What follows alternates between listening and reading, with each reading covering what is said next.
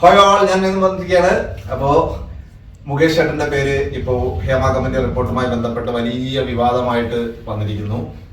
ഇപ്പോൾ മുകേഷ് ചേട്ടന്റെ പേര് വന്നതുമായി ബന്ധപ്പെട്ട് ഒരുപാട് പേര് ചോദിക്കുന്നുണ്ട്, എന്താണ് അതിന്റെ അവസ്ഥ, എന്താണ് മുകേഷ് ചേട്ടന്റെ പേര് വന്നത്, അതിനെക്കുറിച്ചുള്ള പ്രതികരണം എന്താണ്.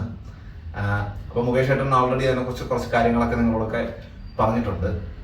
അപ്പോൾ മുകേഷ് ചേട്ടന്റെ പേരിൽ പല ആരോപണങ്ങളും വരുന്നുണ്ട്. നമുക്കൊക്കെ ബുദ്ധിയുള്ളവരാണ് നമ്മളെല്ലാവരും. അപ്പൊ ബുദ്ധിയുള്ള നമ്മൾ തീർച്ചയായിട്ടും ചിന്തിച്ചു കഴിഞ്ഞാൽ തന്നെ നമുക്ക് മനസ്സിലാക്കാവുന്ന കുറെ കാര്യങ്ങളുണ്ട്. അത് ഏറ്റവും പ്രധാനം എന്ന് വെച്ച് കഴിഞ്ഞാൽ പുള്ളിക്കാരൻ ഒരു രാഷ്ട്രീയക്കാരനാണ്, ഒരു നടൻ എന്നതിലുപരി രാഷ്ട്രീയക്കാരനാണ്. ഞാൻ മുമ്പേ പറഞ്ഞ് മലയാളികൾക്ക് അസൂയാണ് എന്നുള്ളത്. പല താരങ്ങളോട് മലയാളികൾക്ക് അസൂയുണ്ട്. അതിൽപ്പെട്ട ഒരാൾ, ഒരു കലാകാരൻ 30-40 വർഷമായിട്ട് സിനിമയിൽ സജീവമായിട്ട് നിൽക്കുന്നു. അപ്പൊ സജീവമായിട്ട് നിൽക്കുന്ന മുകേഷ് ചേട്ടനോട് സ്വാഭാവികമായിട്ടും അവർക്ക് ഒരു അസൂയ തോന്നാം. അതുമല്ല, പുള്ളി കുറെ വിവാദങ്ങൾ എന്ന് വെച്ചാൽ പുള്ളിയെ മനഃപൂർവ്വം കരിവാരി തേക്കാനുള്ള പല വിവാദങ്ങളും നടക്കുന്നുണ്ട്.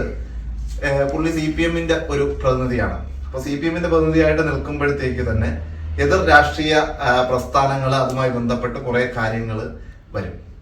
അവര് അയാളെ കരിവാരി തേക്കാനോ അടുത്ത ഇലക്ഷന് ജയിക്കാൻ വേണ്ടി ഉള്ള ശ്രമങ്ങളായിട്ട് കുറെ കാര്യങ്ങൾ നടത്താറുണ്ട്. അതുമായിട്ട് ബന്ധപ്പെട്ടാണ് ഇത് എന്നുള്ളത് എല്ലാവർക്കും കൃത്യമായിട്ട് തന്നെ നമുക്ക് മനസ്സിലാവുന്നുണ്ട്. ആ ഒരു കാര്യം നമുക്ക് കൃത്യമായി മനസ്സിലാവും.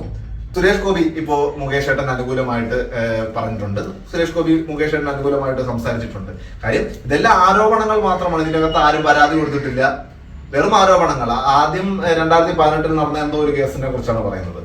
ആ കേസിൽ പോലും അവർ പരാതി കൊടുക്കാൻ അവരൊരു ട്വീറ്റ് ചെയ്തു എന്നുള്ളത് മാത്രമാണ്. അതുമായി ബന്ധപ്പെട്ട് വേറെ ഒന്നുമില്ല. ഈ മാധ്യമങ്ങൾ സത്യത്തിൽ നമ്മുടെ മലയാളികളെ നശിപ്പിക്കുന്നത് മാധ്യമങ്ങളാണ്. അവരുടെ ഒരു വലയത്തിലാണ് നമ്മൾ എന്നുള്ളതാണ് അതിലെ യാഥാർത്ഥ്യം. ഇപ്പൊ അർജുൻ കേസ് ഇപ്പൊ 1 മാസക്കാലം എടുക്കുകയാണ്. അർജുൻ കേസ് എടുത്തു. അർജുൻ കേസ് കഴിഞ്ഞപ്പോ വയനാട് കേസ് അവരങ്ങ് ആഘോഷിക്കുകയാണ്. അവരവരുടെ ജോലി എന്നുള്ള രീതിയിൽ ചെയ്യുകയാണ്. അവരുടെ ജോലി ആയിരിക്കാം, പക്ഷെ ഇത് വല്ലാത്തൊരു ജോലിയായിപ്പോയി. അപ്പൊ അധമമായിട്ടുള്ള മാധ്യമ പ്രവർത്തനമാണ് ഇവിടെ നടന്നുകൊണ്ടിരിക്കുന്നത്.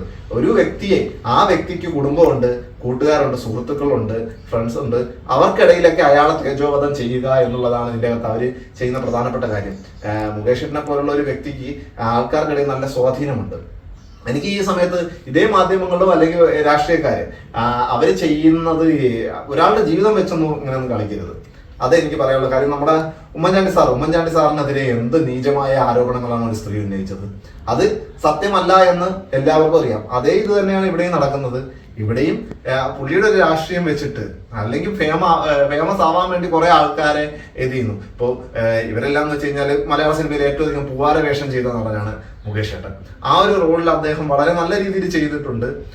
അതല്ല, അത് വെച്ചിട്ട് ആ വ്യക്തിയുടെ സ്വഭാവം ഇങ്ങനെയാണ് എന്നുള്ള രീതിയിൽ ആക്കിയെടുക്കാൻ എളുപ്പമാണ് എന്ന് വിചാരിച്ചിട്ടാണ് ഇവര് എന്ത് ചെയ്യുന്നത്, ഈ വാർത്തകളെല്ലാം പടച്ചു വിടുന്നതും.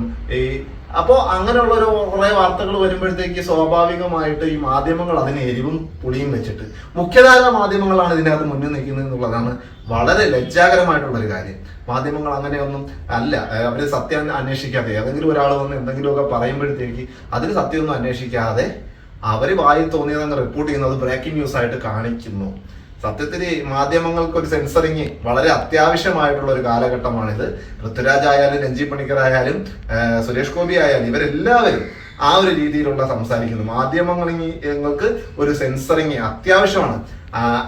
മാധ്യമങ്ങൾ സത്യത്തിൽ ഈ മാധ്യമങ്ങൾ മലയാളികളെ നമ്മുടെ ബ്രെയിൻ കവർന്നെടുക്കുന്ന ഒരു അവസ്ഥയുണ്ട്. അതിൽ നിന്ന് നമ്മളെല്ലാവരും മാറണം. ഇപ്പൊ ഇവരാരും പരാതി കൊടുക്കാൻ തയ്യാറല്ല, വെറും ആരോപണം. ഇനി പരാതി കൊടുത്താൽ തന്നെ ഇപ്പൊ ചിലപ്പോ അവരിനി പരാതി കൊടുത്തേക്കാം, മേ ബി. പക്ഷെ കൊടുത്താൽ തന്നെ ഇതൊക്കെ വെറും ആരോപണങ്ങളാണ്. അതൊന്നും തെളിയിക്കാൻ അവരുടെ കയ്യിൽ യാതൊന്നുമില്ല. ഇവരുടെ എല്ലാം ചരിത്രം പരിശോധിച്ചു കഴിഞ്ഞാൽ, ഞാൻ അതിലേക്കൊന്നും കടക്കുന്നില്ല, എങ്കിലും നമ്മൾ അത് പരിശോധിച്ച് മുമ്പോട്ട് പോയി കഴിഞ്ഞാൽ അവര് എത്രക്കാരാണ്, എങ്ങനെയാണ്, അവർക്ക് ഈ ലൈം ലൈറ്റിൽ നിലനിൽക്കണം, കുറച്ച് ഫെയിം കിട്ടണം.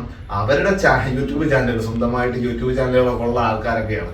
അപ്പോൾ അവരുടെ ചാനലുകൾ വളരണം.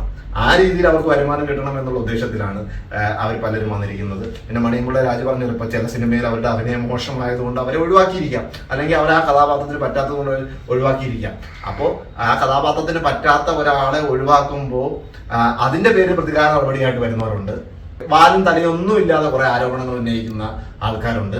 ഇപ്പൊ ഇന്ന ആൾ എന്നോട് ഇന്ന കാര്യം പറഞ്ഞു, അതായത് വേറൊരാൾ എന്നോട് ഇങ്ങനെ കാര്യം പറഞ്ഞു, അയാളെ ഇങ്ങനെ ചെയ്തു എന്ന് പറയുന്നു. ആ രീതിയിലുള്ള കുറെ കാര്യങ്ങൾ പുറത്തു വരുന്നു. അതിനൊന്നും നമുക്ക് എന്ത് ചെയ്യാൻ പറ്റും? ഇങ്ങനെയുള്ള ആരോപണങ്ങൾ വരുമ്പോഴത്തേക്ക് ഏതൊരു രാഷ്ട്രീയക്കാര് ചെയ്യുന്നതാണ്. അവര് ഈ ഇതിലേക്ക് വലിച്ചടിച്ചുകൊണ്ട് വരുന്നതാണ് ഇതെന്നാണ് എന്നുള്ളത് നമുക്കെല്ലാവർക്കും വ്യക്തമാണ്. നിങ്ങൾക്കും വ്യക്തമാണ്, എനിക്കും വ്യക്തമാണ്. പിന്നെ നമ്മളെ ബ്രെയിനെ ഈ മാധ്യമങ്ങൾ കുറെ കാര്യങ്ങൾ പറഞ്ഞ് ബ്രെയിൻ വാഷ് ചെയ്ത് നമ്മുടെ ബ്രെയിനിലേക്ക് അതിനെ ഇങ്ങനെ ഇൻജെക്ട് ചെയ്ത് കയറ്റുന്ന ഒരവസ്ഥയാണ് ഇപ്പോൾ ഉള്ളത്. അപ്പോൾ അത് ചർച്ച ആയിക്കൊണ്ടിരിക്കുന്നു. ആ ഒരു ചർച്ച മുമ്പോട്ട് കൊണ്ടുപോകുന്നു എന്നുള്ളത് മാത്രമാണ് ഇതിൻ്റെ അകത്തുള്ളത്. പാർട്ടി കൃത്യമായിട്ട് ഇതിൻ്റെ അകത്ത് CPM-ന് കൃത്യമായിട്ട് മുകേഷിന്റെ കൂടെ നിൽക്കുന്നു എന്നുള്ളത് വളരെ അഭിനന്ദനീയമാണ്. ഇതേ രീതിയിൽ തന്നെ നമുക്ക് നമ്മുടെ വിൻസെന്റ് MLA-ക്കെതിരെ ഒരു കേസ് ഉണ്ടായിരുന്നു. അപ്പോൾ പുള്ളിക്കാരൻ രാജിവെച്ചിട്ടില്ല. അതിൽ ഉമ്മൻചാണ്ടിക്കെതിരെ ഇതേപോലെ ആരോപണങ്ങൾ ഉന്നയിച്ചിട്ടുണ്ട്.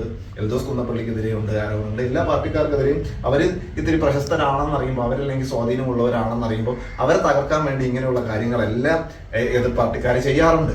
ഞാനും ഒരു രാഷ്ട്രീയ പ്രവർത്തകനാണ്, CPM-കാരനല്ല, അല്ല CPM വിരുദ്ധനാണ്. എങ്കിൽ പോലും ഈ ഒരു കാര്യം പറയാതെ വയ്യ. എതിർ പാർട്ടിക്കാർ അദ്ദേഹത്തെ തേജോവധം ചെയ്യാൻ വേണ്ടി, അല്ലെങ്കിൽ അദ്ദേഹത്തിന്റെ ആ ഒരു ഇമേജ് തകർക്കാൻ വേണ്ടി വളരെ എല്ലാവരും വിചാരിച്ച തോൽക്കുമെന്ന് കരുതിയിരുന്ന ഒരു സീറ്റായിരുന്നു. ആ സീറ്റ് അദ്ദേഹത്തിന്റെ കഴിവ് കൊണ്ട് ജയിച്ചു എന്നുള്ളത് തന്നെ വലിയ ഒരു കാര്യമാണ്. അദ്ദേഹം തോൽക്കുമെന്ന് ഉറപ്പിച്ച ഒരു സീറ്റിൽ ജയം നേടുമെന്ന് ഉറപ്പിച്ച ഒരു സാഹചര്യം ഉണ്ടായിരുന്നു. ആ സാഹചര്യത്തിൽ എല്ലാവരും വിചാരിച്ചു അദ്ദേഹം തോക്കുമെന്ന്. അദ്ദേഹം സ്വന്തം കഴിവുകൊണ്ട്, അദ്ദേഹത്തിന്റെ പ്രവർത്തന മികവ് കൊണ്ട് ജയിച്ച ഒരാളാണ്. അങ്ങനെ ജയിച്ച ഒരാളോട് സ്വാഭാവികമായിട്ടും പലർക്കും ശത്രുത ഉണ്ടാവും. അദ്ദേഹം പലരുടെ കണ്ണിലെ കരടായിരുന്നു. അതുമായി ബന്ധപ്പെട്ട് അദ്ദേഹത്തിനെതിരെ ആരോപണങ്ങൾ ഇനിയും ചിലപ്പോൾ നാളെ ഈ വീഡിയോ പോസ്റ്റ് ചെയ്ത് കഴിഞ്ഞതിന് ശേഷവും ഇനിയും ചിലപ്പോൾ ആരോപണങ്ങൾ ഇതേപോലെ പല ആൾക്കാരെ അദ്ദേഹത്തിനെതിരെ ഉന്നയിപ്പിക്കാൻ പലരെയും സമീപിക്കുന്നതായിട്ടാണ് നമുക്ക് സ്വാഭാവികമായിട്ട് തന്നെ നമുക്ക് അറിയാൻ പറ്റും. ഇവർ പലരും ഇന്ന ആൾക്കെതിരെ ഒരു ആരോപണം ഉന്നയിക്കുമോ എന്നുള്ള രീതിയിലേക്ക്. പണ്ട് സരിത ഉണ്ടായിരുന്നു, അതുപോലെ തന്നെ ഒരു സ്വപ്നം ഉണ്ടായിരുന്നു. അതേ രീതിയിൽ കുറെ ആൾക്കാരെ കൊണ്ട് ആരോപണം ഉന്നയിക്കുക, തലയും വാലും ഇല്ലാത്ത ചുമ്മാ ആരോപണങ്ങൾ ഉന്നയിക്കുക, അത് വെച്ചിട്ട് ഒരു വ്യക്തിയെ നശിപ്പിക്കാൻ ശ്രമിക്കുക എന്നുള്ളത് ആണ് ഇതിൻ്റെ അകത്തുനിന്ന് നമുക്ക് മൊത്തമായിട്ട് മനസ്സിലാക്കാൻ പറ്റുന്ന ഒരു കാര്യം. തീർച്ചയായിട്ടും ഇതിലെല്ലാം ഈ ആരോപണങ്ങൾ, ഈ തലയും വാലും ഇല്ലാത്ത ആരോപണങ്ങളെല്ലാം മാറ്റിയിട്ട് അദ്ദേഹം ശക്തനായി തന്നെ നമുക്കിടയിൽ തന്നെ കാണും.